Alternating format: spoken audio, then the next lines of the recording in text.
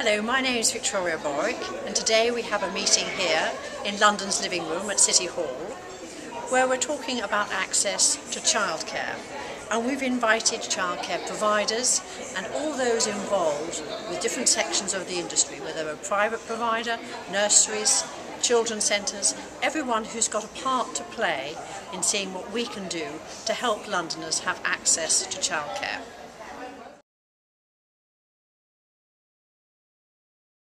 Probably the 2, 3 and 4-year-old grant, the sustainability of that, because it's such an unequal playing field between the maintained sector and the private sector and the voluntary sector, that it's almost impossible for us to offer high quality childcare, which is of course our main aim, at the costs provided.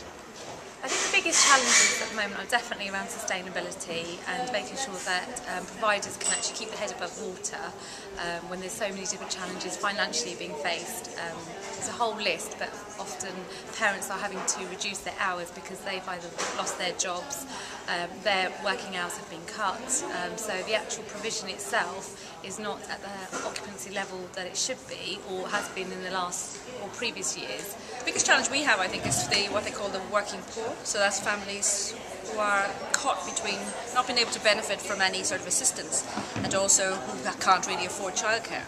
And they're the ones that are trying to split the place or stretch the place or have parents or grandparents try and work out around it so that they can't kind of commit to a full place. And that's for those who are particularly working full-time, so that the free offer, as it's described, actually doesn't really enable them to do what they need to do, and they have to work full-time because they often have mortgages and other commitments. At the moment, I think one of the biggest challenges is the affordability of childcare in London and providing childcare at an affordable rate for parents.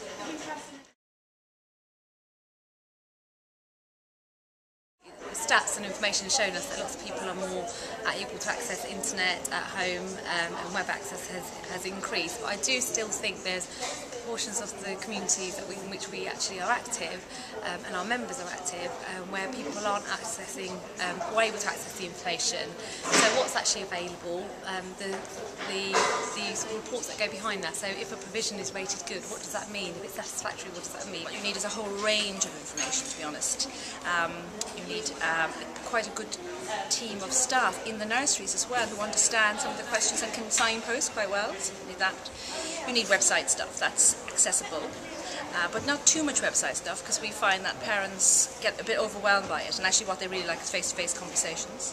For parents, there should be more information available through hubs such as the children's centres. That information should be available through all providers as well, in the form of leaflets and brochures, and that the FIS shouldn't be the only form of information available to parents.